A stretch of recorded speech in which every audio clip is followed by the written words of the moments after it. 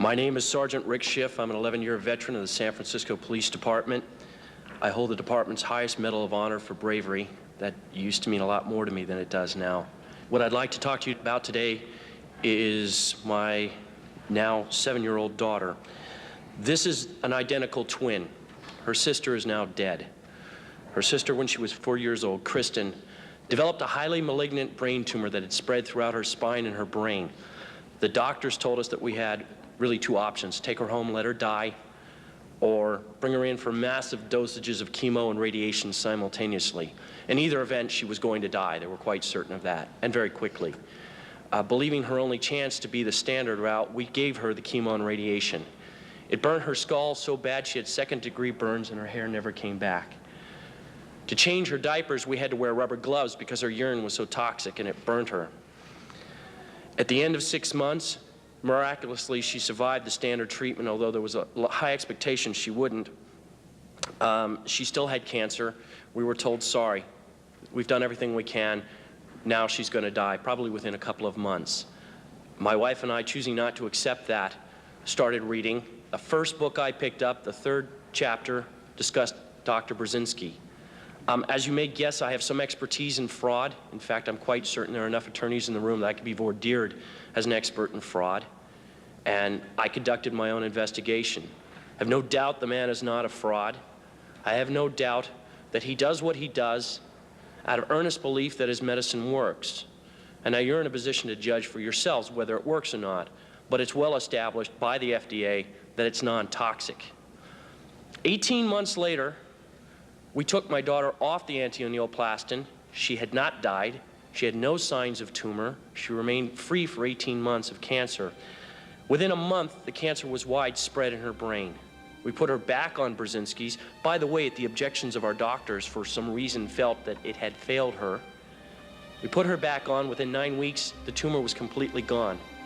She died last July of neurological necrosis. Her brain fell apart from the radiation. The autopsy showed that she was completely cancer-free. Out of 52 cases of that disease ever, no one died cancer-free, just Chrissy. So she didn't die of a terminal illness. She died of my inability to care for her properly, and she died from bad advice. She died because there's a government institution that disseminates false information and is not looking out for the welfare of the people. You know, ladies and gentlemen, I swore an oath 11 years ago, and I think most of us in this room swore it at one time or another, to uphold the Constitution. It says life right in the beginning.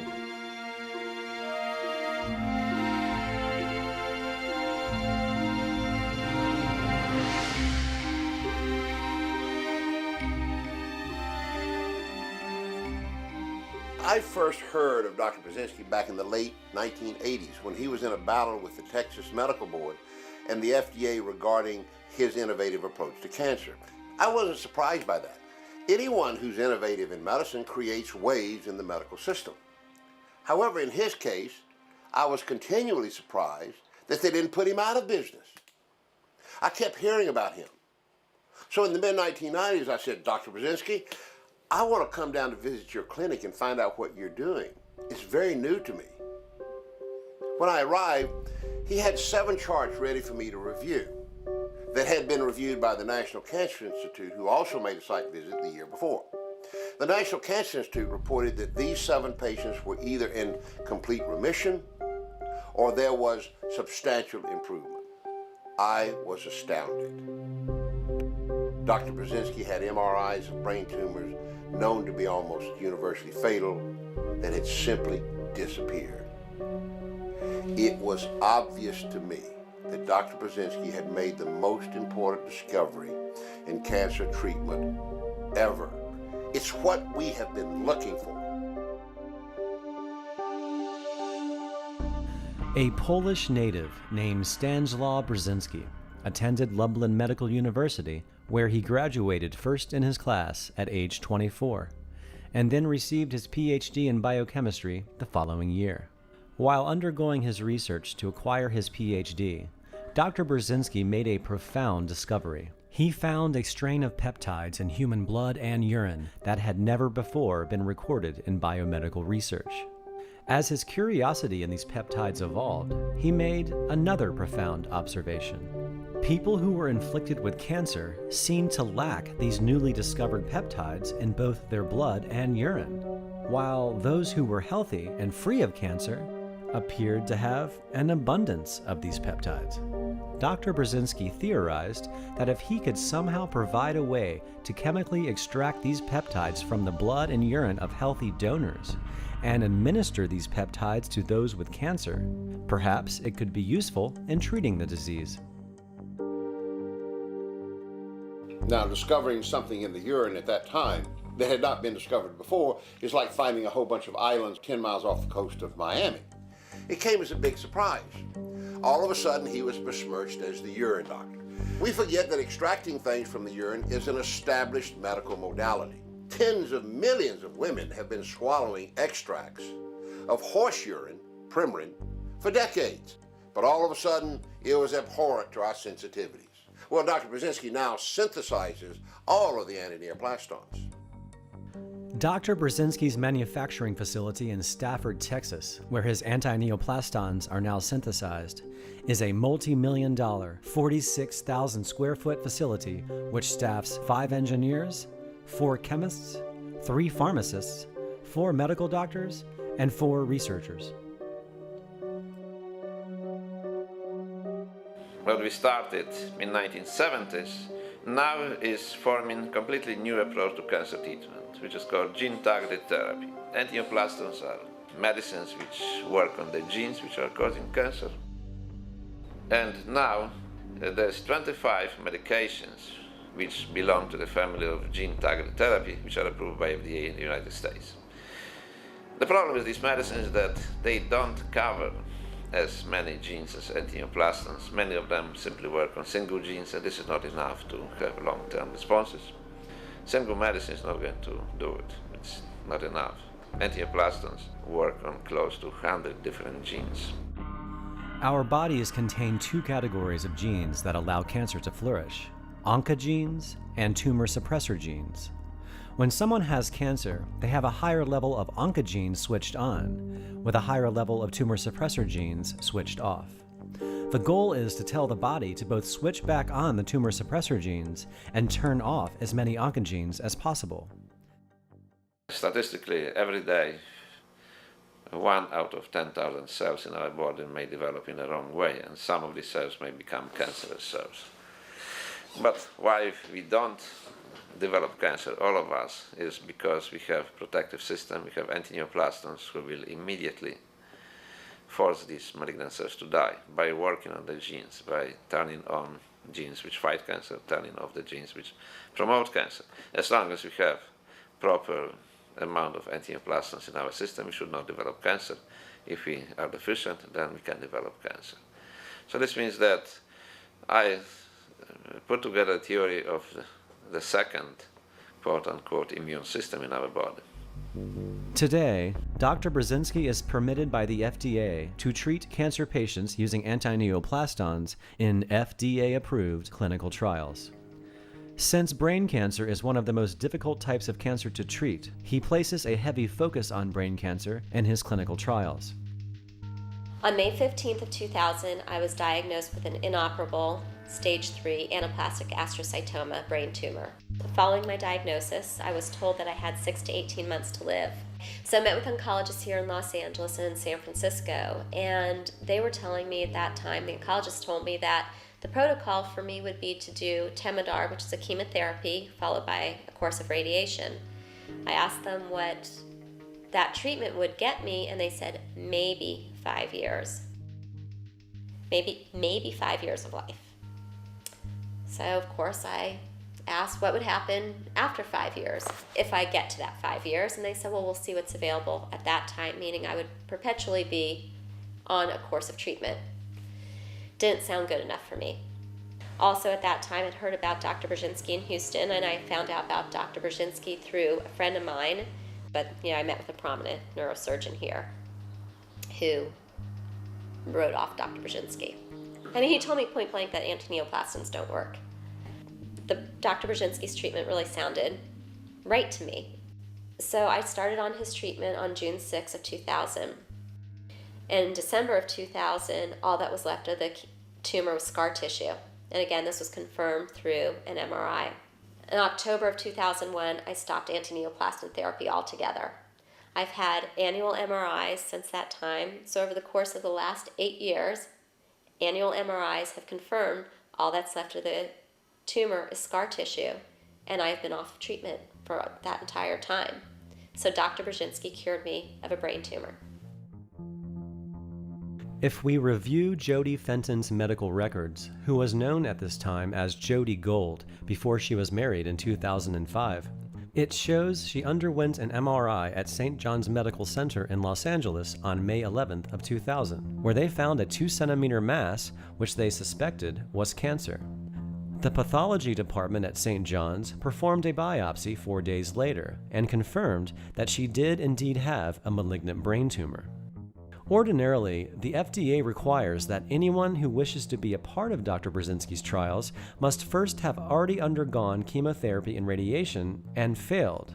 However, since Jody's tumor was so aggressive and her prognosis severely grim, she managed to get special exception status to be placed into this trial without undergoing any other prior treatment whatsoever.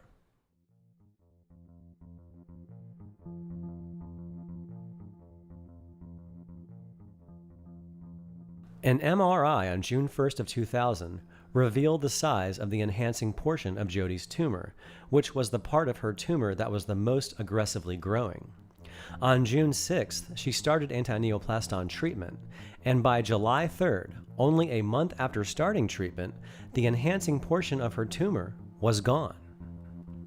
Her tumor remained non-existent up until September of the following year, when she stopped her antineoplastin treatment altogether.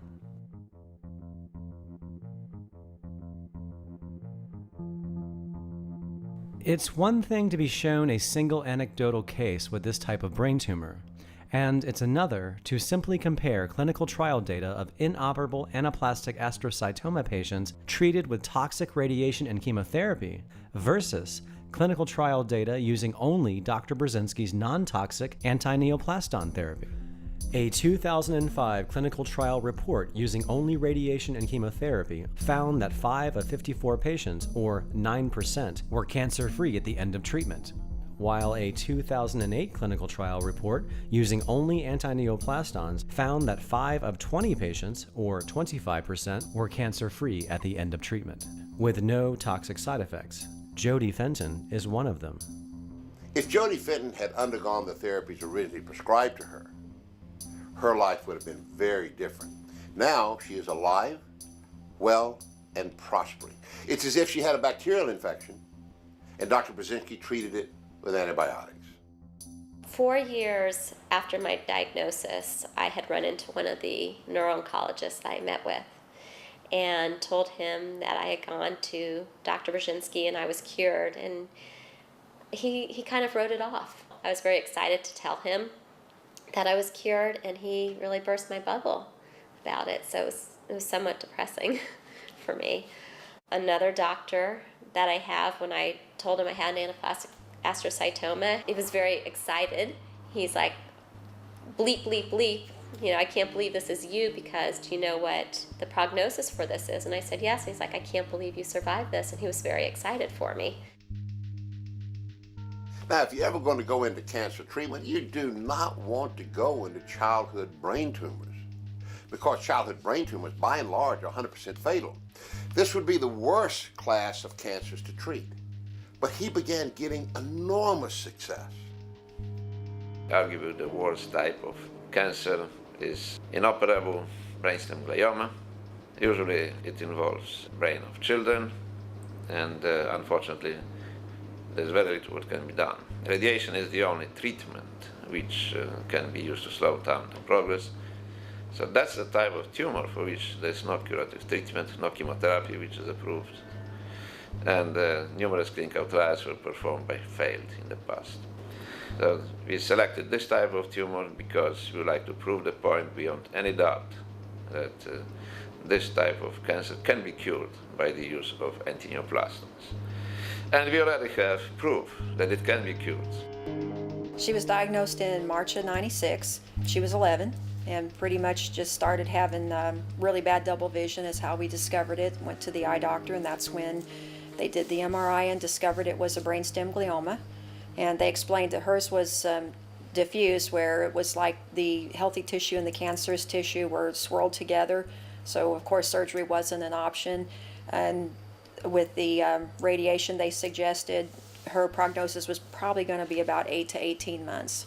The thing is, with the radiation, what it would do to you, from what I understood, was they would shoot the beam through your ears, and the beam would burn your healthy and your cancerous cells inside or outside in. So all your hair around your ears would be gone, never grow back.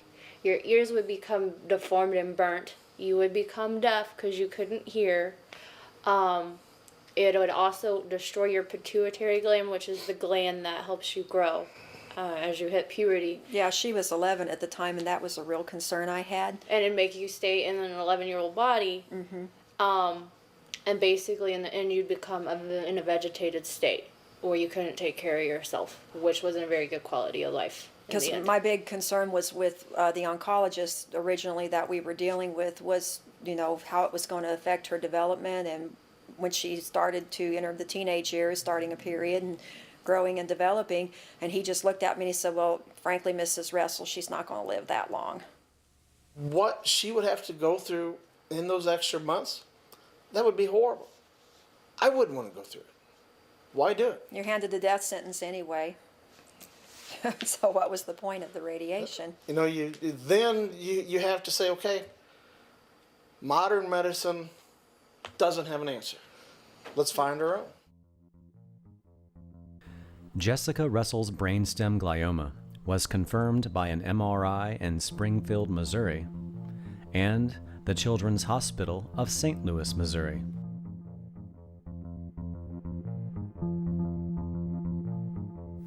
Jessie Russell is riding on the best news she's had since March. She and her parents now believe they are on their way to a cure for what doctors had said was an incurable brain tumor.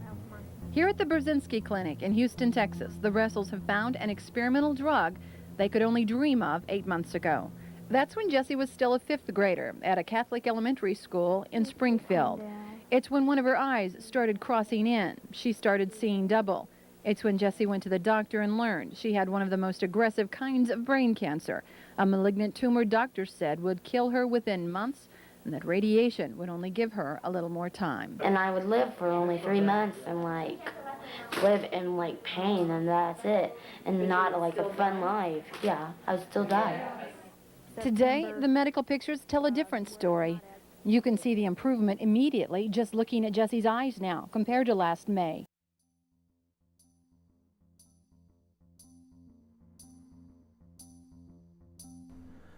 An MRI on May 7th of 1996 revealed the size of the enhancing portion of Jessica's tumor. 1 month into starting anti-neoplaston treatment, her tumor disappeared. However, given the aggressive nature of this type of tumor, it quickly returned in August and remained until November, in which time Dr. Burzynski doubled her anti-neoplaston dosage until her tumor went away in December, only to return again in January of 1997, stayed around until April, and finally disappeared in May of 1997, 1 year after starting anti-neoplaston treatment. Jessica's tumor remained non-existent up until October 2001, when her brainstem glioma was considered resolved.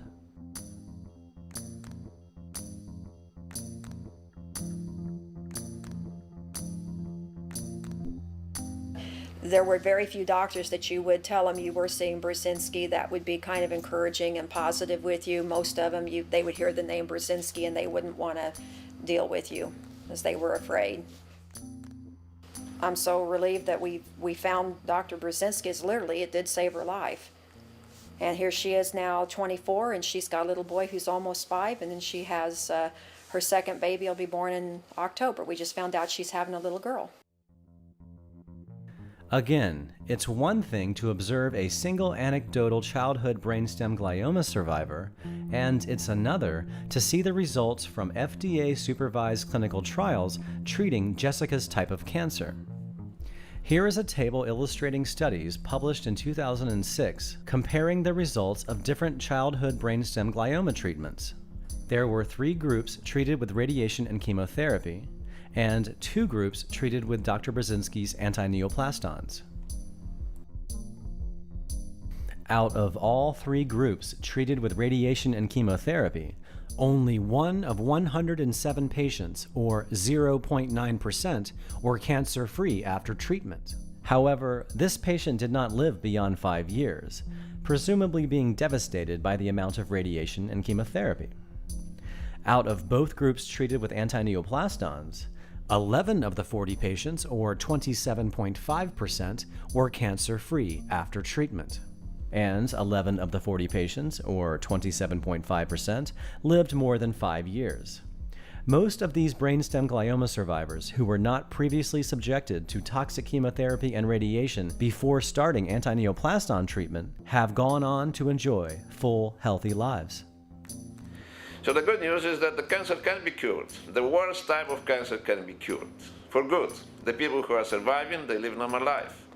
No side effects from the treatment, no symptoms, no sign of tumors, back to life. We started some of them as children, and they have their own 3 children. There is no impairment of fertility. They just live normal life. The bad thing, however, is that we know that we can help not everybody, but some of these patients. Well, if about 30% of patients can survive over 5 years, and a number of them live over 10 years without any sign of cancer, that's a good thing. But obviously, this is just the beginning. We need to perfect this. We need to introduce the newer generation of angioplastons, which we call 2nd and the 3rd generation angioplastons, to make the treatment more effective, to cover broad spectrum, and to be easier to administer. They came back, they said she has this large baseball-sized tumor in her abdomen, and not only that, but it's in her kidney. It was like everywhere. It was like and her the liver and her lungs. Her kidney and her lungs. So here we are thinking, basically, this child has literally a few months to live, is basically what they told us. At that point, they said, well, we think we can get the original tumor out. So they had this surgeon. He was able to go in. He got the whole tumor. She did lose her left kidney and her left adrenal gland. And it was 4 drugs, and it was like 8 pages of side effects and very little hope that it would even work. So because the drugs were Minotane,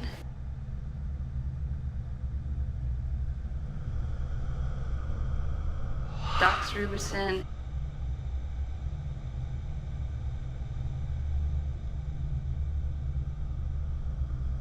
etoposide,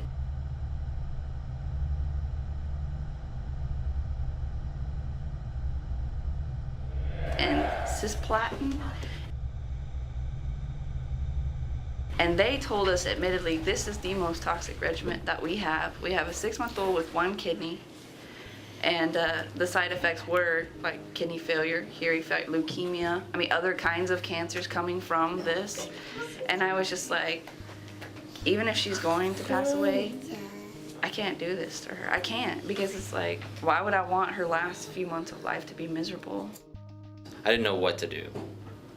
I just knew that I didn't want to put her through all that intense high-dose chemo and miss out on what might be the last bit of time that we have with her, because I had talked to my uncle.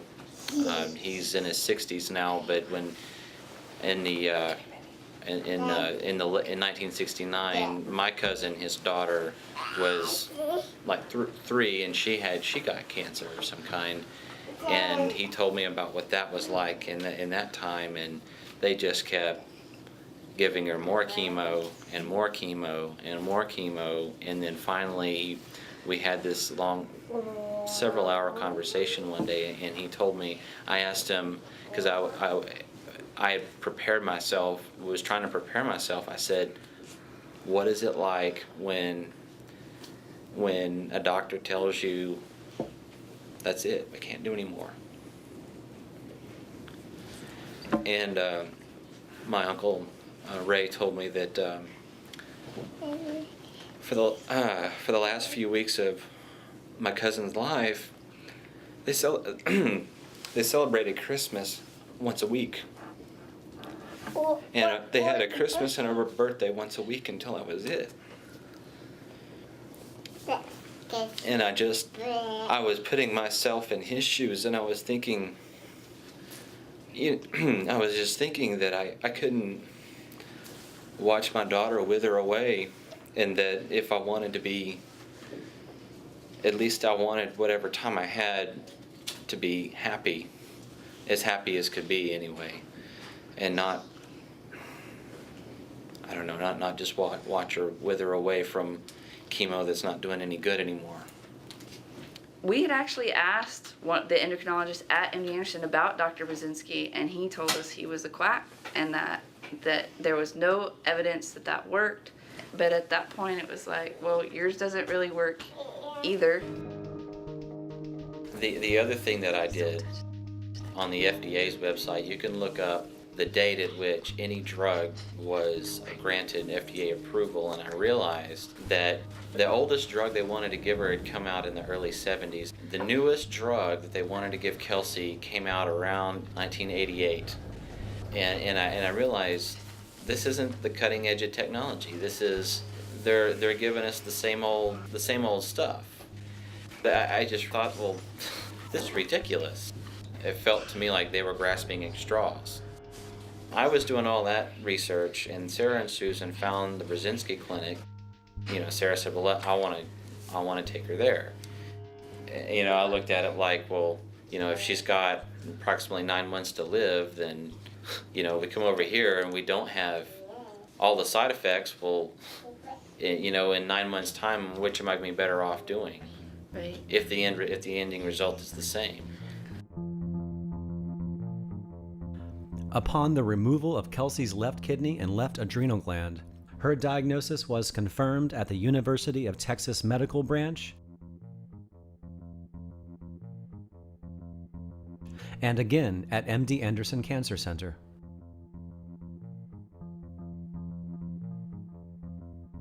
Where, a month later, MD Anderson also confirmed that Kelsey's cancer had spread to her lungs.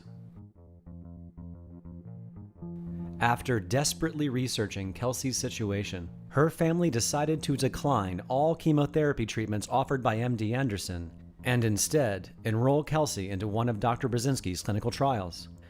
By this time, Kelsey's cancer had also spread into her liver.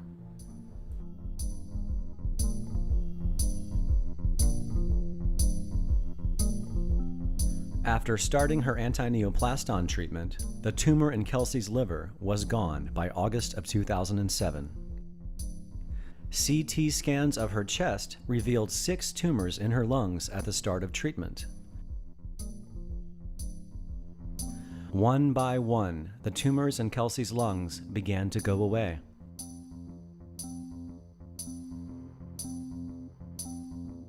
Leaving one small spot 4 years later, which was deemed to be inactive and most likely scar tissue. Today, Kelsey Hill is considered to have had a complete response to her anti-neoplaston treatment. Since Dr. Burzynski began treating cancer patients with anti-neoplastons, he has successfully treated virtually every type of cancer, relieving thousands of families from across the world of this dread disease. Yet, unlike other clinical trials which are supported by billion-dollar pharmaceutical companies and are often assisted by large tax-funded research grants from the National Cancer Institute, the United States government currently prohibits any taxpayer money to be granted to Dr. Burzynski's FDA-approved clinical trials. A single phase 3 trial will cost about $25 million. So how many can you run? Okay, you may run few at best. Nobody's giving you money for that. We have to make money for that. Okay, and it's $25 million. Okay, some other pharmaceutical companies will come with the idea. They go to the National Cancer Institute and they will receive handsome grant, $15 million, whatever. Okay, and they do clinical trials. Nobody's giving me any money. Okay, and I am working like in the wartime condition, okay? Like working somewhere in the Gaza Strip or West Bank, okay? When the bombs are falling on you, but you still have to treat patients, you still have to do phase 2 clinical trials. Given the existence of a treatment that is curing cancer at a rate that traditional medicine could only dream of, and doing so without any damaging side effects, most would assume that every penny of our tax dollars allocated for cancer research would be thrown in Dr. Burzynski's direction. The problem that we face, however, is that a huge financial house has been built on the paradigm of purging the body of cancer cells. Burzynski's discovery means that the foundation, the walls, and the roof of that house need to be replaced. Think about it. You know, you've got thousands of doctors in oncology and in oncology residency programs. You've got the pharmaceutical industry pumping out chemotherapeutic agents every month. There are all kinds of machines that deliver radiation. You got all this stuff in the war on cancer, and it's trillions of dollars. I find it very interesting that we have all these walks for the cure of cancer. You got all the wristbands. You got all the donations. We're going to find a cure this decade. All this money keeps pouring in, and it all goes to the same guys.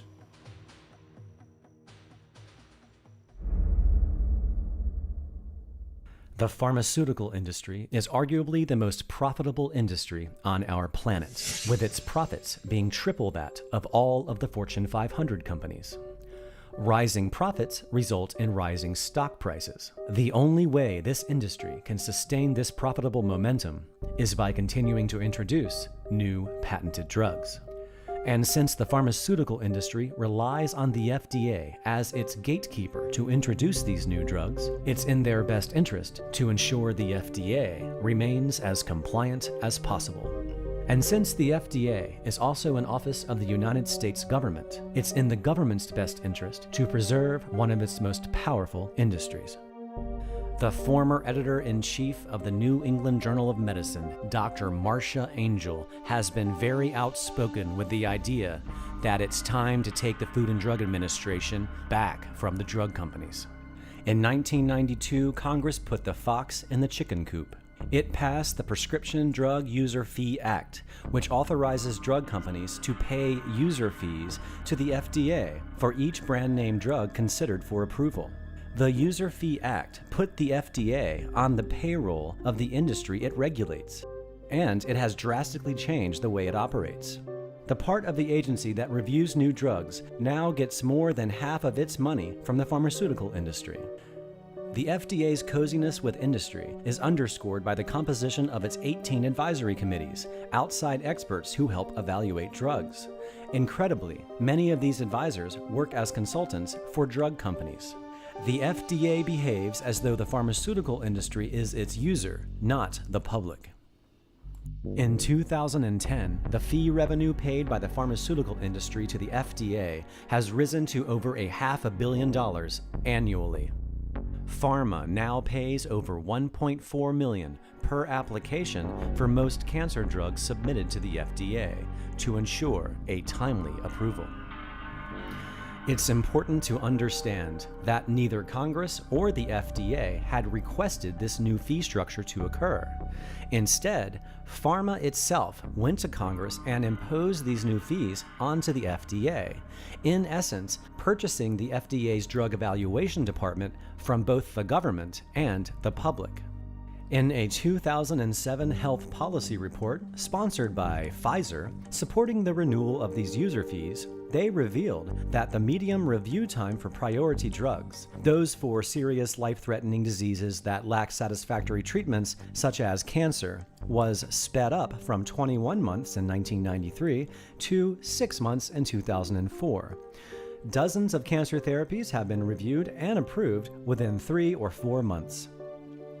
Meanwhile, Dr. Burzynski, his patients, and other supporting scientists have made every conceivable effort to get the FDA, and thus the government, to cooperate in the research, review, and approval of anti-neoplastons since 1977.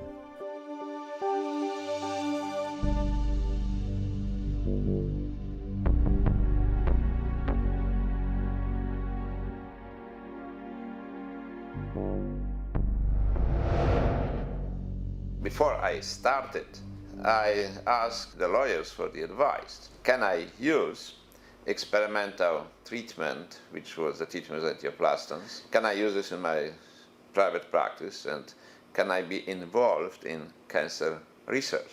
Simple as the private company. Dr. Burzynski's attorneys investigated both state and federal law to find out if it was legal for him to start his own biomedical research company, making antineoplastons and administering them to his patients within his private practice.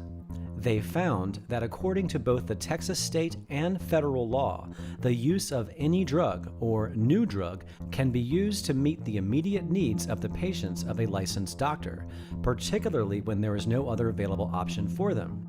The law stated that such activity was not governed at the time by the Texas Food, Drug, and Cosmetic Act and is not otherwise unlawful under the laws of the state of Texas. However, Dr. Burzynski would not be legally allowed to introduce or deliver antineoplastons into interstate commerce, which means he had to keep his activities only within the state of Texas to avoid breaking any federal laws. As long as he did this, his actions were not within the regulatory authority of the FDA. However, once word began to spread that Dr. Burzynski was successfully treating what was once considered terminal incurable cancer patients, people began traveling from all over the country to receive antineoplaston treatment. For a long time, I didn't have any contact with Texas Board of Medical Examiners until around 1984. Some of my patients told me that they were approached by the agents sent to them from Texas Board of Medical Examiners, who were trying to convince them to file complaints against me. So this was shocking to me. And what is surprising, that they were using the state money, they were using taxpayers' money to travel long distance, like from Houston to California, to convince our patients who were in California to file complaints against me. This was completely irrational. But nothing else happened at the time until I met, by coincidence, the vice president of MD Anderson Cancer Center, Dr. Hickey, who informed me that I will have problems this time with Texas Board of Medical Examiners. And obviously the problems began. And I was called to Texas Board of Medical Examiners. They began investigating me. However, there were no complaints from the patients. The patients were happy. We were treating patients who were very advanced, for whom there was no treatment available, and they were getting good results. So apparently there was no justification for such action. This was a very unpleasant investigation.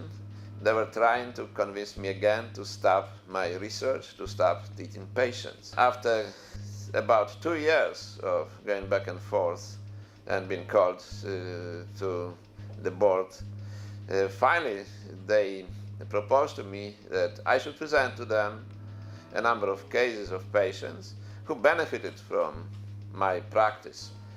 And they informed me that such medical records will be reviewed by expert oncologists, and if they are satisfied that I am not harming patients, that the patients are benefiting from my activity, then they will leave me in peace.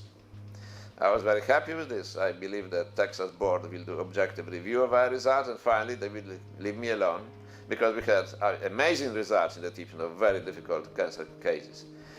I supplied to them twice as many medical records, which show without any doubt great results in the cancer treatment.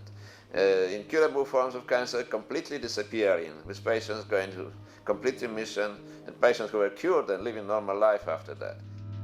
In 1986, Dr. Burzynski agreed to present to the Texas State Board of Medical Examiners 40 cases of various types of cancer he had successfully treated using antineoplastons in patients ranging from breast, bladder, lung, liver, brain, head and neck, and lymphoma. After submitting these cases to the medical board, he didn't hear back from them, leaving him to assume that the board was satisfied and would leave him in peace. However, 2 years later, the board came back again, pretended that the cases he submitted were not successful, and claimed he was violating a law that didn't exist, which was grounds for the board to cancel, revoke, or suspend his license.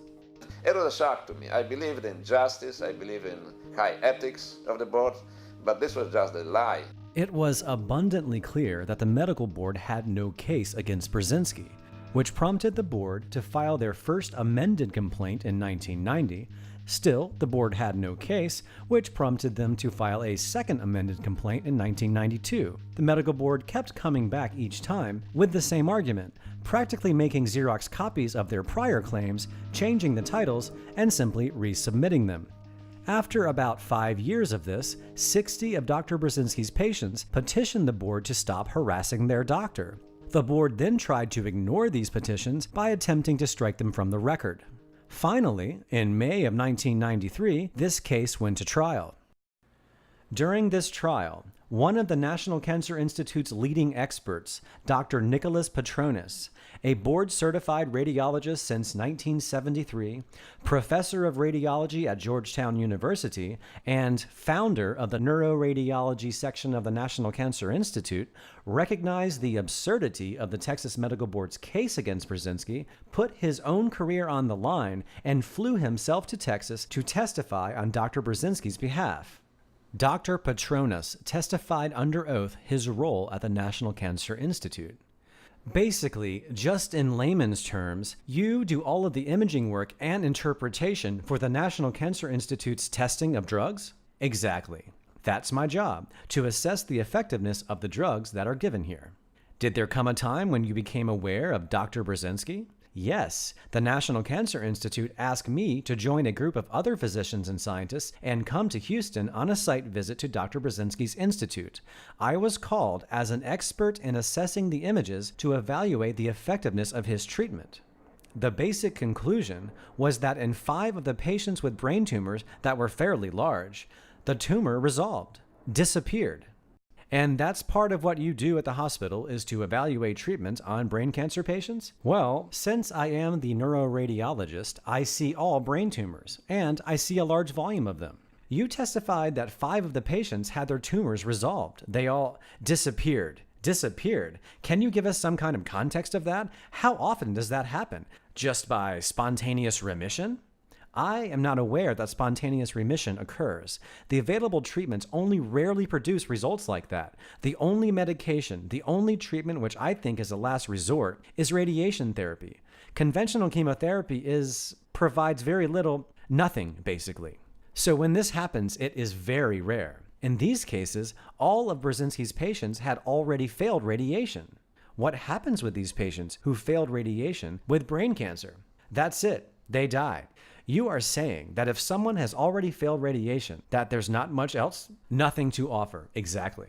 And there's nothing that you can do at the National Cancer Institute? Nothing we can do. Not at this present time. What about these 5 patients? How come they lived? Well, it's amazing. The fact that they are not handicapped from the side effects of any treatment, and the side effects of most aggressive treatment are worse than the tumor itself. So these particular individuals not only survived, but they didn't have major side effects. So I think it's impressive and unbelievable. How many times have you seen this in your experience? How often does this happen? I don't. I have not seen it at any time. Now, let me ask you your opinion or advice. Based on what you have seen, what would happen? Let's say, for some reason, Dr. Burzynski's brain tumor patients can't get his medicine anymore and have to go off treatment. What's going to happen to them? Objection, Your Honor, not relevant. I think it is relevant. That's really the issue we are advocating in this case. Overruled. I think these patients will die. Not surprisingly, the judge ruled in Dr. Burzynski's favor, finding that the medical board did not introduce any evidence at the hearing that anti-neoplastons are not safe and effective, nor did they introduce any competent or substantial evidence at the hearing that anti-neoplastons are not generally recognized by experts qualified by scientific training and experience to evaluate their safety and effectiveness. And as far as the law goes, it does not apply to a licensed physician who manufactures his own medications and solely uses it on his own patients in the state of Texas. Now, most would think that at this point the Texas Medical Board would stop wasting their time, Burzynski's time, terminal cancer patients' time, and the taxpayers' money pursuing a case they knew they couldn't win. Well, think again. The state of Texas wants Houston doctor Stanislaw Burzynski to stop treating his patients with drugs he produces at his own pharmaceutical plant. The drugs called anti-neoplastons are non-toxic compounds of proteins and amino acids often lacking in cancer patients. Even though the state of Texas acknowledges that the drugs may be helping some who are terminally ill, the state says the drugs shouldn't be used. This is the State Board of Medical Examiners, which licenses doctors in Texas. This is the agency challenging Dr. Burzynski in court. One judge has already told the board members that they don't have a case. All of this nonsense which is going now should disappear, because they should realize that I am right, okay? They're fighting losing battle. I am saving human lives, and if they put me out of business, the people will die. This is the brain of an 8-year-old boy with a huge tumor most thought would kill him. He used Dr. Burzynski's drug. Images of his skull taken 6 years later show the tumor has almost disappeared. Dr. Bruce Cohen is the director of neurologic oncology at the prestigious Cleveland Clinic. The only explanation is that it shrunk because of the therapy Paul has received. He confirmed Dr. Burzynski's results on Paul. 7 years that we've had Paul, and he's been healthy, and I owe it to this man. And there's no way that I'd ever be able to thank him enough for what he's done for us. Today, that boy, Paul Michaels, and his anxious family sit in the courtroom with other patients. Undeterred by the 1993 ruling, the Texas Medical Board took Dr. Burzynski to a higher district court. Of course, this time, they knew they couldn't raise any issues about whether or not his treatment was effective. The Texas State Board of Medical Examiners, which has fought to suspend Dr. Burzynski's license because his treatments have never been approved, says, quote, the efficacy of anti-neoplastons in the treatment of human cancers is not of issue in these proceedings. It takes a bureaucrat to come up with that idea, because a layman, that would really be the question. Well, Dr. Burzynski has won his latest round in court. The medical examiner's order was reversed, but that is not expected to be the end of his trouble with the state of Texas. The Texas Medical Board took this imaginary case all the way to the Texas State Supreme Court, where the judge issued an erroneous probation order against Burzynski, which Burzynski successfully served, but again, leaving the Texas Medical Board completely unsuccessful in their efforts to remove his medical license. So, if efficacy was not an issue, and Dr. Burzynski wasn't breaking any laws, then why would the Texas Medical Board continue on with this empty pursuit? Well, it was eventually realized, even by the mainstream press, that the Food and Drug Administration had been pressuring the Texas Medical Board to continue trying to take away Dr. Burzynski's medical license. For this story, we wanted to talk to the FDA about its policies and procedures. The agency did agree to talk to us on background where it wouldn't be quoted, but it repeatedly refused our requests for on-camera interviews. While they were busy pressuring the Texas State Medical Board to try to revoke Dr. Burzynski's medical license, they were even busier trying to revoke Dr. Burzynski completely from society by trying to place him in prison. The FDA and pharma quickly realized that if Dr. Burzynski's discovery would be given a fair review process, not only would chemotherapy and radiation dwindle into obscurity, financially crippling the industry, but it would also mean that for the first time in history, all of that income would funnel away from pharma and into the lap of one single scientist who holds the exclusive patent rights. Apparently, the FDA had not ruled out the possibility of this happening one day.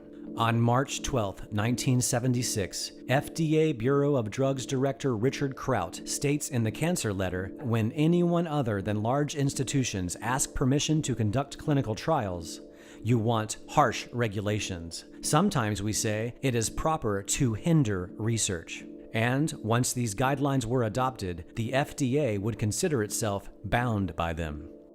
In 1982, Kraut states again, I never have and never will approve a new drug to an individual, but only to a large pharmaceutical firm with unlimited finances. And so, the fiercest fight in FDA history began. Dr. Burzynski's dealings with the FDA commenced in 1983.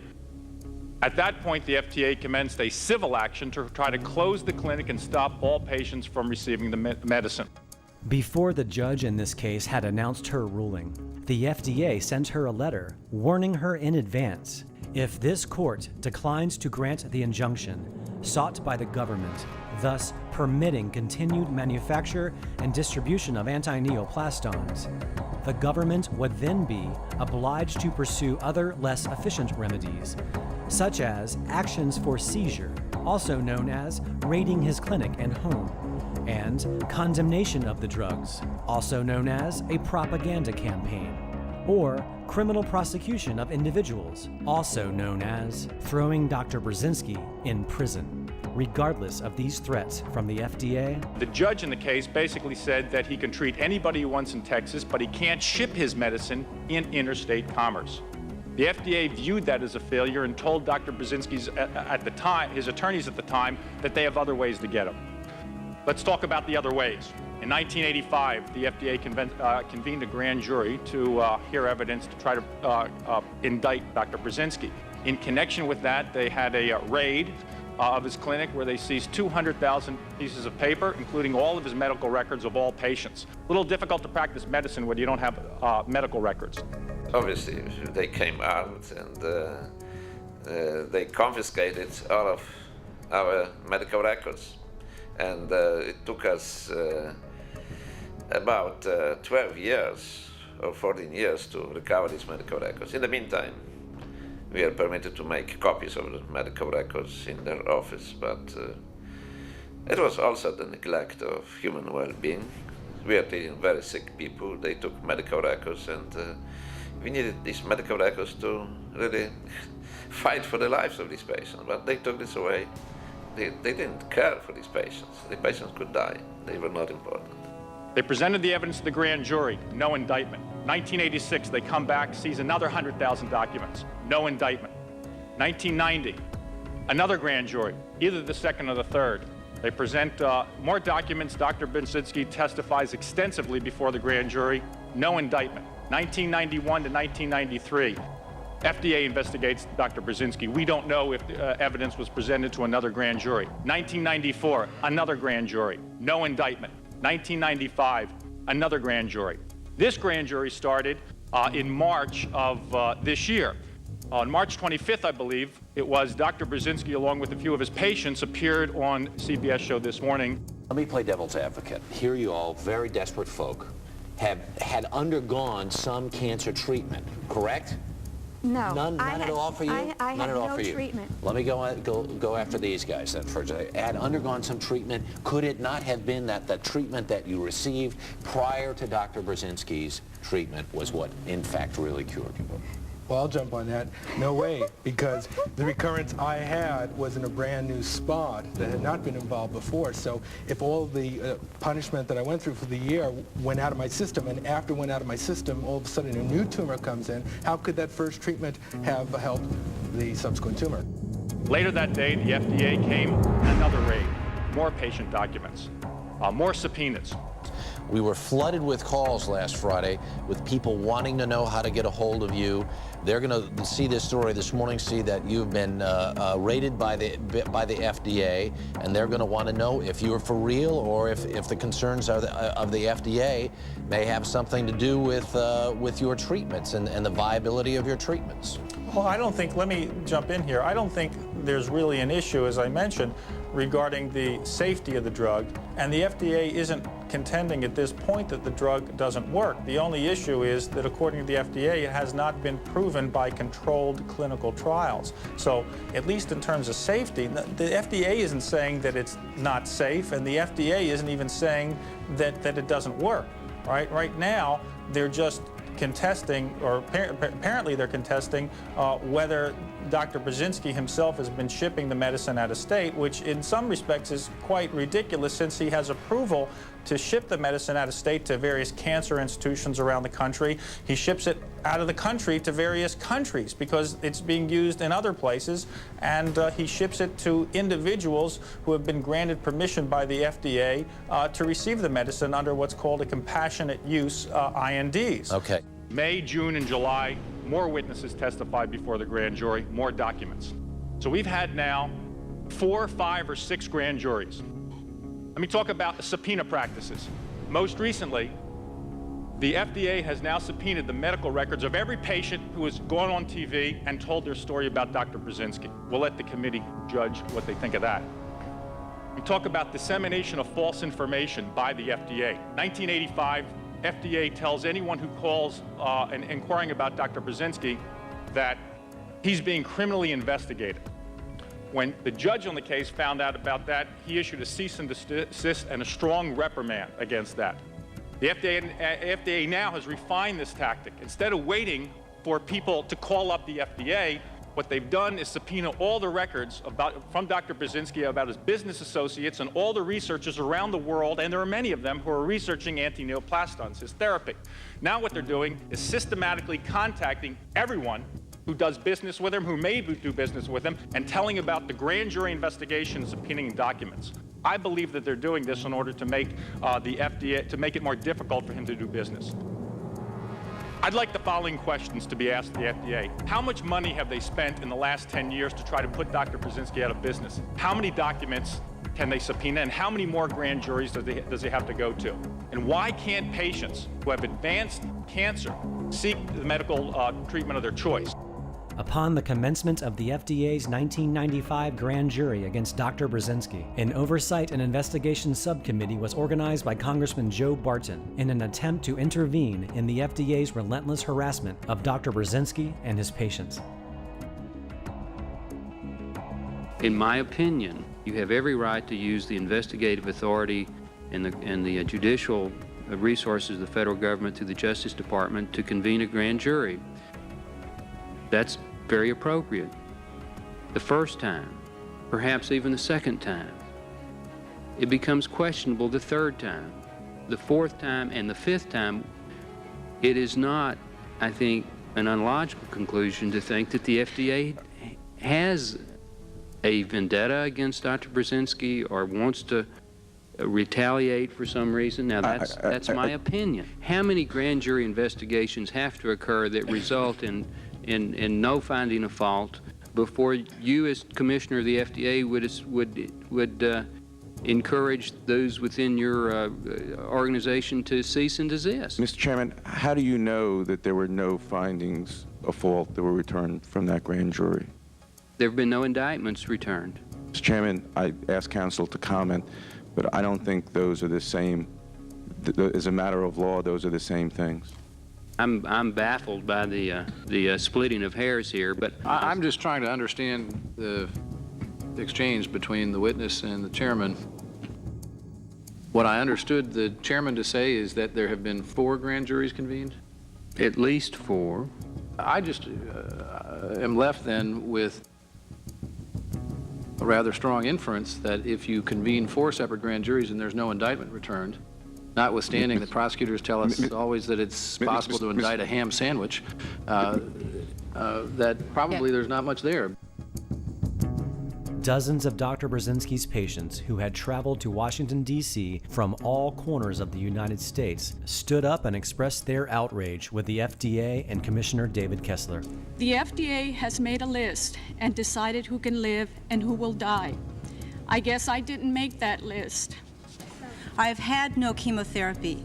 I've had no radiation. I chose Dr. Burzynski instead after a lot of research and a lot of searching. I've been in remission since 1989. Dr. Kessler, I'm not a statistic. We're frustrated that our rights, constitutional rights, have been violated. This has got to end. My children are asking me, Daddy, what does the future hold? My one daughter wrote a letter to the president of this country and said, please don't pull the plug on my daddy. And that just broke my heart and broke my wife's heart. My husband is a walking miracle. 16 months ago, the doctors told us there's nothing else they can do, and they told us to enjoy what little life he has left. Look at him. He biked 32 miles after being on Dr. Burzynski's treatment for 2 months, and they're saying we can't have it? I have a report from my family physician which tells how well I am doing. My tumors are leaving my body, and my condition is improving every day.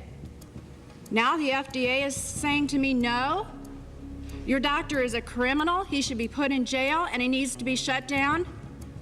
This is criminal. I want the FDA to get out of our lives and stay out of her doctor-patient relationship.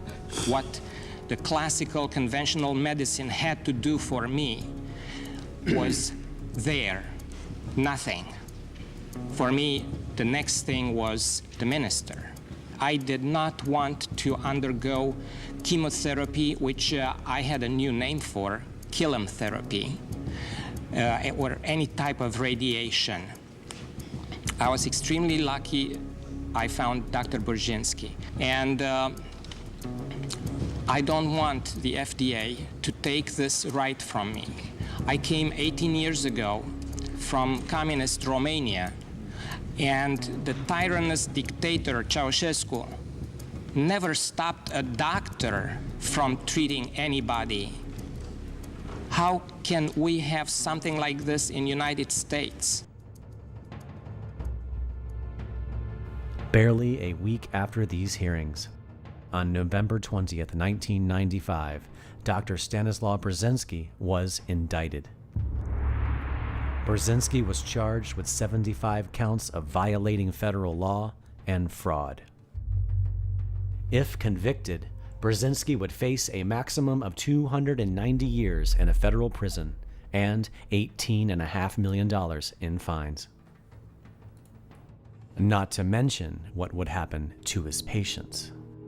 He is their last chance for life, but now the federal government is issuing a death sentence for the patients of this cancer doctor. On February 9th, Houston federal court judge Sim Lake ruled Dr. Burzynski's treatments have been, quote, illegal under Texas and federal law since 1984, and he ordered them stopped on all but a handful of patients. Then he put a stay on his own order, a stay of execution. I believe that most of these 300 people will die within a short period of time if the treatment is stopped. In 1996, not only did scores of Dr. Burzynski's patients return to Washington, D.C. to protest his indictment, but many of them testified again before another congressional hearing headed by Congressman Joe Barton. Our first witness is Marianne Canary, is that correct? Yes, that's correct. From Aurora, Minnesota. This is Dustin Canary, and he is on Dr. Burzynski's anti-neoplastic treatment. This is my husband, Jack Canary. Now, in February of 1994, our lives were drastically changed. My son, Dustin, was only 2.5 years old at the time. He was diagnosed with a brain tumor the size of a golf ball. The surgeon removed 75% of his tumor, and the remaining 25% was diagnosed from a biopsy as a malignant, very aggressive medulloblastoma brain tumor, one of the most deadly forms of brain cancer. The doctors told us Dustin had only a few months to live. The first treatment offered us was radiation, but the radiation doctor told us that at his young age, Dustin would become a vegetable, and it would only extend his life for maybe a few months. The next doctor wanted us to enroll Dustin in an experimental chemotherapy, which was highly toxic. The side effects would include hearing loss, kidney and liver damage, bladder, stunted growth, and a possible leukemia. One question I would like to ask is, would you do that to your child? We weighed the harm these experimental drugs would cause against the fact that they would not cure Dustin, and decided not to subject him to these drastic measures. But our oncologists told us that their opinion took precedence over us as parents. This put added stress to the already stressful situation we were in. In April of 1994, we visited Dr. Stanislaw Burzynski in Houston.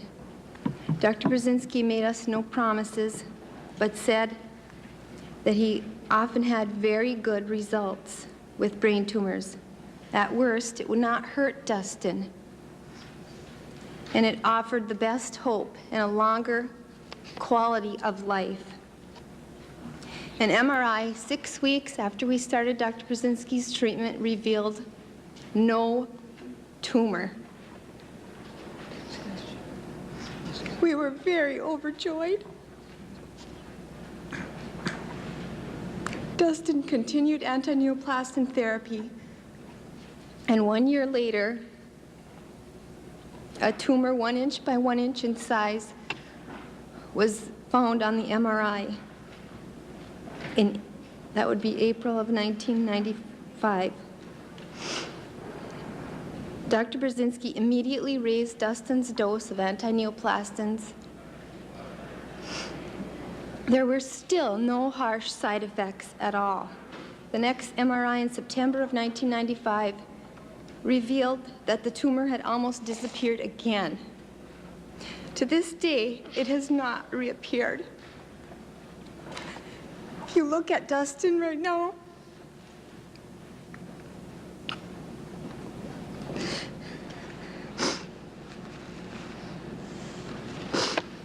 he is a happy, healthy 4-year-old who has outlived his prognosis. There is no traditional treatment that would have kept him alive with such good quality of life. FDA Commissioner David Kessler loves to grab headlines as a man who loves children so much. He wants to protect them from the ravages of smoking. If Dr. Kessler loves children so much, why have he and his agencies been trying so hard to cut off my son's last hope for life? Without this treatment, my son will die. This is a photo of Dustin Canary at 4 years old in 1996. This is a photo of Dustin Canary at 18 years old in 2009, and his brain cancer never returned.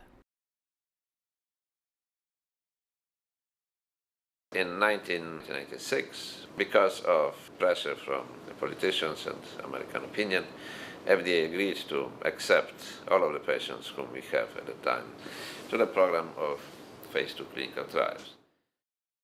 Basically, we filed and received permission to proceed from FDA for 72 different phase 2 clinical trials, which covered practically any type of cancer. This was such a tremendous work that basically it was necessary for me to work almost around the clock with 6 secretaries who were typing different protocols, and later I learned that FDA created a special task force to be able to review these protocols. You have sarcoma, soft tissue sarcoma, there's a special protocol for that. You have breast cancer, special protocol. For lung cancer, a few different protocols. For brain tumors, about over 20 different protocols for different types of brain tumors.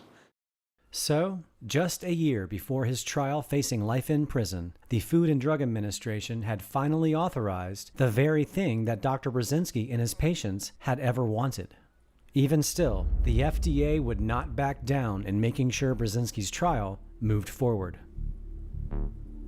Federal prosecutors concede that a cancer doctor they will put on trial here in January for using an innovative but unapproved drug has been saving lives. The prosecution marks the first time the FDA has tried to jail a scientist for using a drug on which he is conducting FDA-authorized clinical trials. In a pretrial motion, Assistant U.S. Attorney Mike Clark objected to a defense request for the jury to visit the chemical plant where Dr. Burzynski manufactures antineoplaston. The jury visit request is a thinly veiled effort to expose the jury to the specter of Dr. Burzynski in his act of saving lives. Whether antineoplaston does or does not work is not an issue, and the jury should not be asked to decide the question. He added that if the issue comes up at trial, it would be an irrelevant, emotional, prejudicial, and misleading concern. The issue of whether anti-neoplastons work may not even come up during the trial. The judge says that's not relevant, but the defense contends that's exactly the point, that what was done in developing the drug and administering it was done to save lives. This trial cost the American taxpayer $60 million, while costing Dr. Burzynski over $2.2 million. $700,000 of Burzynski's legal defense was raised primarily by Dr. Julian Whitaker through his newsletter, Health and Healing. After Dr. Whitaker wrote of the plight and injustice being done to Dr. Burzynski, his readers sent in close to 18,000 checks in small donations for Burzynski's legal defense. The trial is expected to last about 2 months. The jury will then decide whether Burzynski is a fraud or a medical pioneer. On March 4th, 1997, due to a deadlocked jury, the judge declared a mistrial. And after saying the government had not presented sufficient evidence, he ordered that Dr. Burzynski be acquitted of nearly half of the 75 counts. You voted to acquit? To acquit, absolutely. Not guilty. Not guilty. I voted for acquittal. I voted my mind and my heart. I do not believe that Dr. Burzynski is a criminal. And I had voted to acquit. But the FDA was still not backing down. They took Dr. Burzynski to trial again. Though, after apparently accepting the absurdity of their case, on May 19th, the FDA suddenly dropped 40 of the 41 remaining charges. The FDA's facade in trying to convince the world that Burzynski was a criminal was completely unraveling. Even the jurors who voted not guilty in the first case took time off of work to join the patient's protest in front of the courthouse during the second case. I am appalled at the Food and Drug Administration and their actions. We're here today basically to protest the witch hunt that's going on by the FDA. We have to stick together and really support these patients that are suffering, not only health-wise, but having to come down here to make a stand against the FDA. Please don't waste my money abusing the system to make sure that you maintain your power. The jury spent about 3 hours deliberating this house of cards, leaving Burzynski acquitted of the final charge. Every one of Dr. Burzynski's patients now, every future Burzynski patient is and will be on a clinical trial. There are many patients who would like to testify in our behalf and convince the jury and the judge that without the treatment they will die. But the judge did not admit any statements which could show that the treatment is effective. The judge did not allow the jury to visit our facility where we produce medicine. They were trying to keep it away from the jury. If this information will be presented to the jurors, then this trial would be finished very quickly. And that's what the jurors told us, because after the trial we talked to the jurors, and they were shocked that such information about the treatment, which is saving the life of a patient, was not presented to them. And I was sick listening to the lies of prosecutors from U.S. attorneys. It was not necessary for them to do it. They could tell the truth. They represented the biggest power, but they still were doing this all the time. So they were trying to do it a sneaky way. And that's what is horrible, okay? That's what should be exposed, because I think the United States deserves better.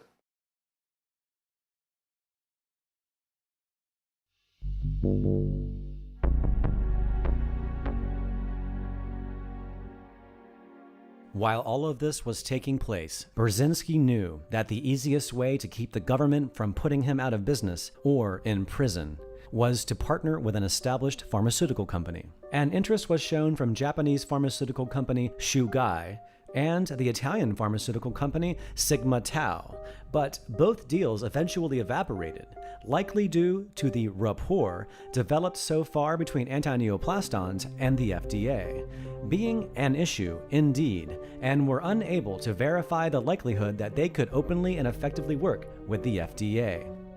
Then, by 1990, it seemed that Burzynski's luck had finally changed. Burzynski had apparently treated the sister-in-law of the chairman and CEO of Elan Pharmaceuticals. Elan enthusiastically drafted a letter of intent stating they would aggressively pursue the filing of necessary protocols with the Food and Drug Administration for approval and marketing of antineoplastons as quickly as possible. They soon negotiated financing, licensing agreements, and royalties.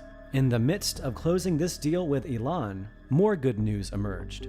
Dr. Davorit Samid, a scientist and medical professor from Maryland who Burzynski had hired to further study antineoplastons, managed to present her work at an oncology symposium in Switzerland, which landed her and antineoplastons a cover story in a 1990 issue of Oncology News. In 1989, we retained Dr. Davorit Samid as our consultant. Dr. Samid at that time worked at Uniformed Services Medical School in Baltimore, and later she moved to the National Cancer Institute. She did a lot of work with antineoplaston ingredients. Unfortunately, when the pharmaceutical company entered the picture, such as Elan Pharmaceutical, our consultant, Dr. Samid, became too close. She really became consultant for Elan Pharmaceutical, and she was working with Elan from this time. And suddenly, Elan Pharmaceuticals terminated their licensing agreement, stating Elan has significant doubt as to whether the active substances comprising of antineoplastons have patent protection, thereby rendering an agreement meaningless. Antineoplastons are not just one chemical. You have different ingredients in antineoplastons, okay? One of these ingredients was known, and before we discovered that this is a metabolite of antineoplaston, and was known and was available before, okay? So when we patented our invention, our lawyers told us, look, you can't patent this particular ingredient because it was known before, okay? So let's list it in your patent, but don't patent this because you never get patent for that, okay? But this is the least important ingredient of antineoplastons. While this was an odd turn of events, more good news continued to pour in. It was in October 1991 when Dr. Nicholas Petronas led the National Cancer Institute on their site visit, the very same site visit Dr. Petronas would later base his testimony when defending Burzynski against the Texas Medical Board. This site visit not only confirmed that antineoplastons were curing what was previously considered incurable brain cancer, but it garnered their interest in conducting a confirmatory trial under Division of Cancer Treatment sponsorship at the National Cancer Institute. These trials involved most of their top experts, including Dr. Michael Friedman, the Associate Director of the Cancer Therapy Evaluation Program. In a memo addressed to his director, Dr. Friedman wrote, "I thought you would be interested in this. Antineoplastons deserve a closer look. It turns out that the agents are well-defined, pure chemical entities. The human brain tumor responses are real." The National Cancer Institute's decision network then convened and gave the green light to conduct government-sponsored clinical trials of antineoplastons. Initially, everybody was very excited about it. Everybody would like to proceed. The people who reviewed our results, the experts from the NCI, they did a very good job. They were critical, of course, but they were also highly complimentary for the way we treat patients and the results we got, okay? So it looks like everything should open and we move forward. Suddenly, everything came to the stop. And then we found that a few months later, Elan received permission to do clinical trials with this particular ingredient, okay? Ours was pushed back for something like 4 years, and then Elan was allowed to proceed with this one suddenly. When Elan terminated their business deal with Burzynski, they went behind his back, recruited Dr. Davorit Samid, and partnered with the National Cancer Institute, where Dr. Samid soon became a section chief. Elan then co-sponsored laboratory research and clinical trials testing only this single ingredient, called phenylacetate, the same chemical that Burzynski was advised he couldn't patent, and had already proven to be quite limited against cancer as a single substance as far back as 1980. After the treatment in a small number of patients, we found that the activity was quite limited. That's why I decided to abandon phenyl acetate and we use the other antineoplastons. One of them contained phenyl acetate as the second ingredient. Phenyl acetate alone has very small activity. It's not very effective. While Burzynski was facing continuous harassment from state and federal agencies, the earliest phenylacetate studies were published in April of '92, authored by Dvorak Samid, hosted by the National Cancer Institute. Burzynski sat in awe as he witnessed the National Cancer Institute recruit one of his researchers, push his research aside, and begin to test phenylacetate without him, reporting, "Phenylacetate is both effective in inducing tumor cell maturation and free of cytotoxic and carcinogenic effects, a combination that warrants attention to its potential use in cancer intervention." The National Cancer Institute apparently pretended that they had discovered this all on their own. Burzynski's name failed to appear in the acknowledgments or any of the references listed in this report. Burzynski knew these tests would fail, since he had already proven this in his own laboratory 12 years before. Abandoned by the National Cancer Institute, he sat powerless on the sidelines as the attempted hijacking of his discovery unfolded before his eyes, ending in the hideous train wreck he warned them it would. The National Cancer Institute, Ilan, and Dr. Samid spent over 4 years and tens of millions of dollars testing phenylacetate. The use of phenyl acetate alone was not successful, and the NCI or Ilan could not use the other ingredients of antineoplastin because they were covered by the patents owned by me. They were trying to commercialize this, but without the other ingredients, they couldn't do much with this. This needed to be given in conjunction with the others.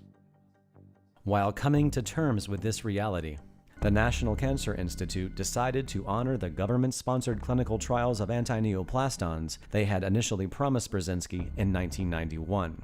From the moment this dialogue was reopened, the National Cancer Institute proposed altering the treatment protocols that Burzynski had spent 20 years perfecting.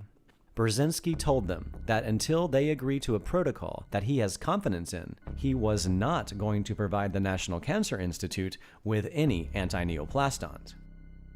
Dr. Michael Friedman told Burzynski, "In response to your correspondence, one last time, we will revise the protocol with regard to dose and schedule in compliance. However, if you are unable or unwilling to provide the antineoplastons in the near future, we will pursue alternative sources to procure the drug or its active components, and will proceed." Burzynski responded, "I appreciate very much that you have finally decided to follow my recommendation regarding dosage, but your final statements that you are ready to proceed with the treatment with antineoplastons without our participation caught me by surprise. It is hard to imagine that a federal employee would consider patent infringement." Placing these ominous threats from Michael Friedman aside, they finally managed to agree on a protocol. The protocol was simple. Patients with tumors larger than 5 centimeters, more than one tumor, or with metastasis are excluded. After everything was approved and Burzynski released his medicine, a full year passes, in which time over 15,000 Americans had been diagnosed with the types of brain cancer this trial was focusing on. Yet, America's National Cancer Institute was somehow having difficulties in accruing patients. So, they used this as an excuse to go behind Burzynski's back again and take it upon themselves to drastically alter the protocols. Dr. Friedman, it has been brought to my attention that the protocol has been amended to accept patients with tumors measuring over 5 centimeters, multiple tumors, or with metastasis. I am outraged that without my knowledge, Memorial Sloan Kettering Cancer Center, with NCI's permission, changed the protocol. Treatment of patients with these conditions will require a different protocol with a different schedule and different dosages. I hereby request that the amendments be canceled immediately and the original protocol be used as promised." The National Cancer Institute responds, "Sorry, but the amendments have been approved."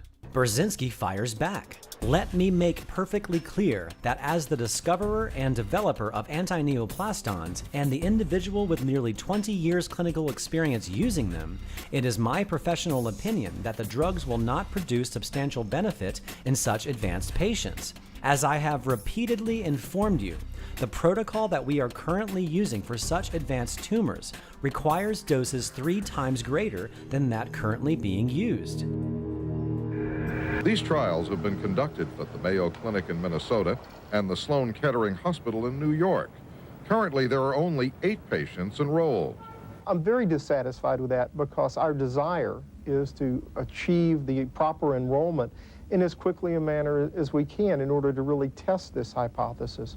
Friedman blamed Burzynski for this slow motion, saying Burzynski restricted admissions to the trials too stringently.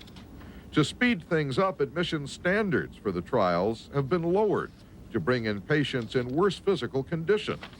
This over Dr. Burzynski's strenuous objections. We got the idea that the main interest is to let this patient die rapidly and make sure that treatment will never work. Dr. Burzynski has threatened legal action to halt these new admissions, and NCI has suspended recruiting, leaving the trials with just those scientifically unsatisfactory 8 patients.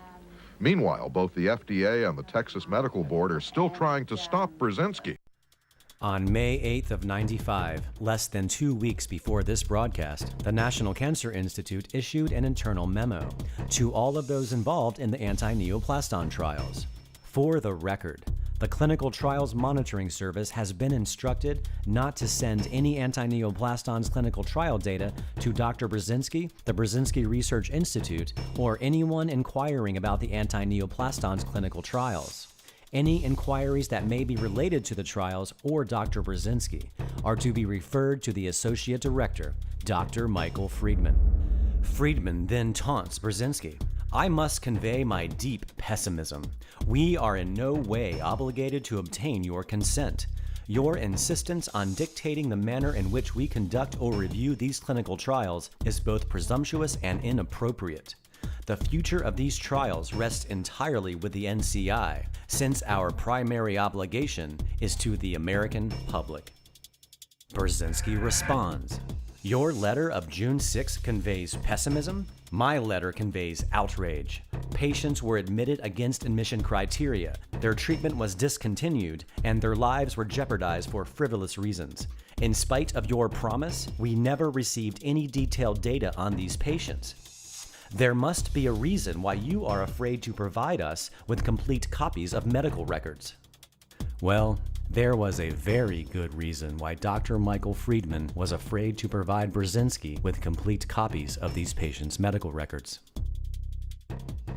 It took us at least half a year before we forced NCI to release some of this information to us. And then we found that they severely violated protocol. They did not comply at all with the protocol.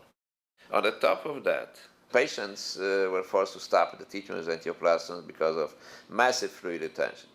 And this is something which we don't see with antioplastons. Typical effect of antioplastons is dehydration, which means elimination of the fluids. The patients are losing a lot of fluids to the point that they have to drink a lot of extra fluid.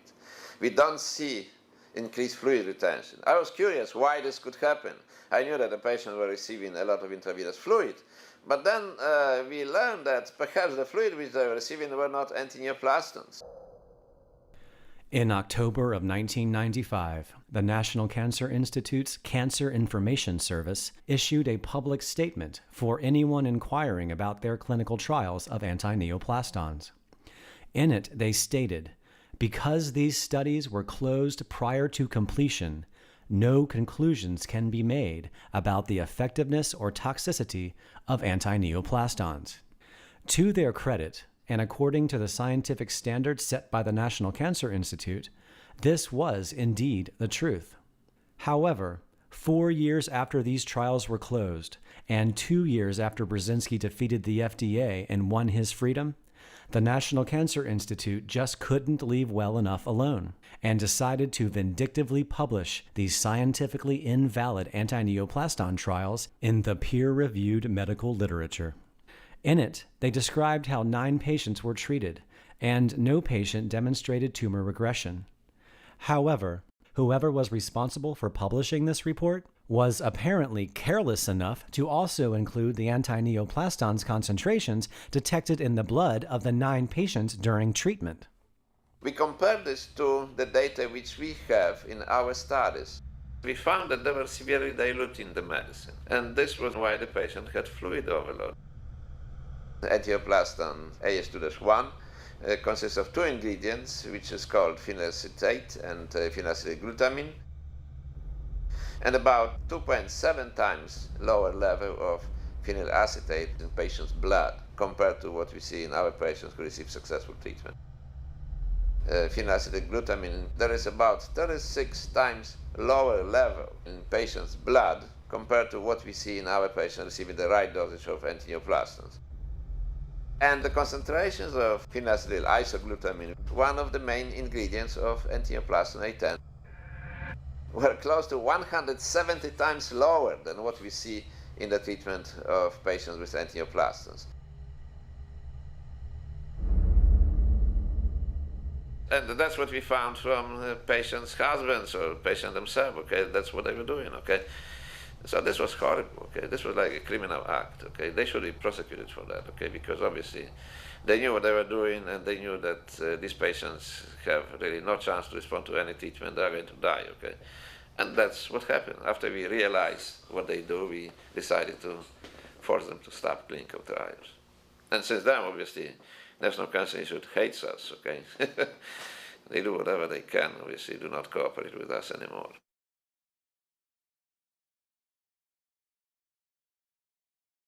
Most of us would assume that with any story such as this, surely there's another side to it. Our story is no exception. After the National Cancer Institute intentionally violated all protocols of their own anti-neoplaston trials, and after all state and federal agencies had failed in their 14-year campaign to remove Burzynski from society, after all of the dust settled, a profound truth began to emerge. It was October 4th, 1991, that America's National Cancer Institute hosted their site visit to Burzynski's clinic and verified for themselves that anti-tumor activity was documented by the use of anti-neoplastons. 17 days later, on October 21st, 1991, the United States of America, as represented by the Department of Health and Human Services, and Dr. Davorit Samid filed a patent for anti-neoplastons AS2-1. They even had the audacity to include Burzynski as a reference. The invention described herein may be manufactured, used, and licensed by or for the government for governmental purposes. At the time, Burzynski had no idea this had happened, but did have his suspicions when they began to openly test phenylacetate without him, and the National Cancer Institute knew it. In an April '93 NCI memo distributed to those involved with Burzynski, they state their concerns. Political issues are a real concern. Congressman Bedell is concerned we are taking the anti-neoplastons away from Burzynski. Burzynski has patent on anti-neoplastons. Since phenylacetic acid, or phenylacetate, may be the active component in anti-neoplastons, our involvement has become an issue. 5 months later, the United States of America and Dr. Davorit Samid file their second extended patent on anti-neoplastons. And guess who else was in it? In March of the following year, America files its most extensive updated anti-neoplaston patent to date, spanning 111 pages. 7 months later, they file a fourth one. June 6, 1995, the United States government has a field day filing their 5th, 6th, 7th, and 8th extended patent on anti-neoplastons. The following day, America files its 9th, 10th, and 11th extended anti-neoplaston patent. And a couple of months after the 11th patent was filed, Dr. Michael Friedman leaves his position at the National Cancer Institute and becomes Deputy Commissioner of Operations for the Food and Drug Administration, working directly under Dr. David Kessler. And by November of that year, after a decade of failed grand juries, the United States of America's Food and Drug Administration finally manages to indict Dr. Burzynski. 1 month into America's criminal trial against Burzynski, America's first patent on anti-neoplaston AS2-1 is approved. A month after America fails in their second trial against Burzynski, their second and third anti-neoplaston patents are approved. Over the course of the next 3 years, the United States Patent Office approves all 11 copycat patents on anti-neoplastons AS2-1. And as we know, all of this was done based on the fact that the United States, which is National Institute of Health, together with pharmaceutical company, which is Elan Pharmaceuticals, was trying simply to steal my invention. That's what they wanted, okay? It's not that we had successful visit from the National Cancer Institute in which they determined that this treatment works great, and they decided that we should go through phase 2 clinical trials, which will be sponsored by them. No. This gave the idea of some higher-ups at FDA to conspire with pharmaceutical company so that they can steal the invention from me and get it because it was good, okay? So that's the whole story, okay? And they knew that if I be still free, they won't be able to do it. Because they knew that if I would sue them, they would have a chance in court because we have our patents before, okay? So that's why the attempts from them to wipe me out financially, to put me to prison, to attack me from every possible angle, FDA, which is federal government, state government, to be able to steal my invention, okay? That's the real thing from the National Cancer Institute and Elan Pharmaceutical. They failed. We survived and we moved forward. These patents are full of useful information. Aside from noticing their blatant infringement, compositions and methods for treating and preventing cancer using the distribution of anti-neoplastons AS2-1's ingredients, they enthusiastically state the neoplastic conditions treatable by this method include neuroblastoma, leukemia, myelodysplasia, acute glioma, prostate cancer, breast cancer, melanoma, lung cancer, medulloblastoma, and lymphoma, to name a few. They also point out how anti-neoplastons can also be used as a cancer preventative. However, the most revealing piece of information found in these patents is where they state current approaches to combat cancer rely primarily on the use of chemicals and radiation, which are themselves carcinogenic and may promote recurrences, and the development of metastatic disease. Let's read that one again, shall we? Current approaches to combat cancer rely primarily on the use of chemicals and radiation, which are themselves carcinogenic and may promote recurrences, and the development of metastatic disease. Now, how could the U.S. Patent Office be corrupted to the point that they issue patents on medical therapies that had already been patented and issue them to someone who had nothing to do with their discovery or use? How could that happen? And how could the Patent Office then assign these fraudulent patents to some of the most powerful institutions in American government? And imagine,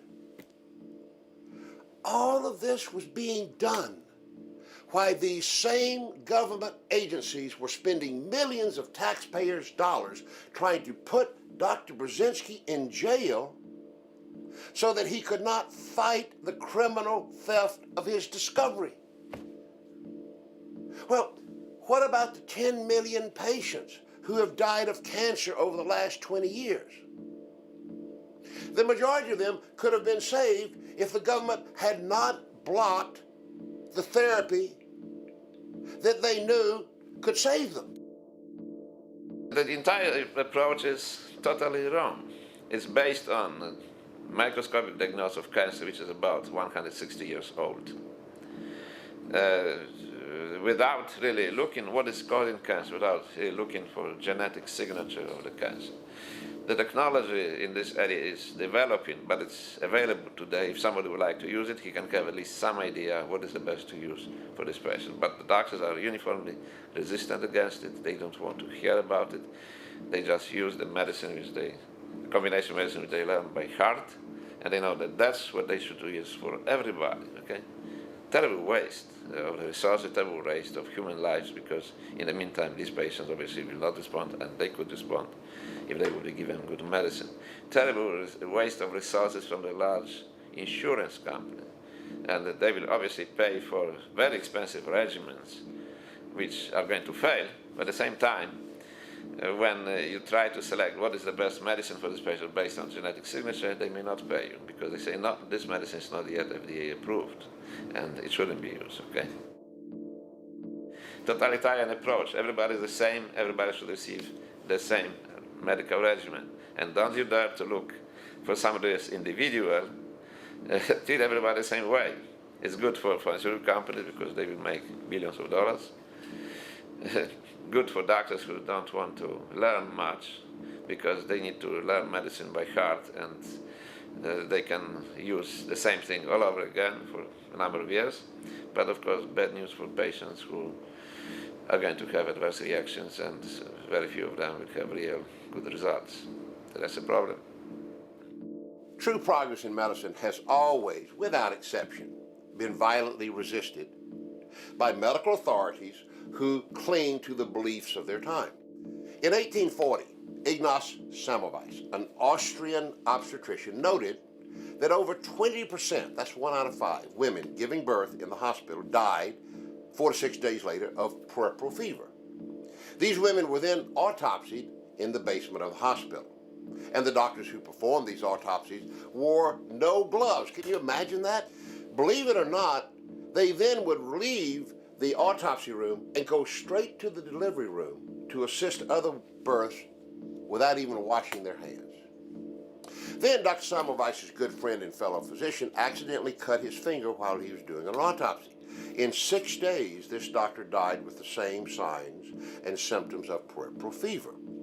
All of a sudden, Semmelweis knew. He realized that the doctors were transferring the disease from the autopsy room to the delivery room, and he urged his colleagues to simply wash their hands. For this unforgivable sacrilege, he was drummed out of the medical profession, and he died in an insane asylum. Now today, we have the same kind of arrogant commitment to belief.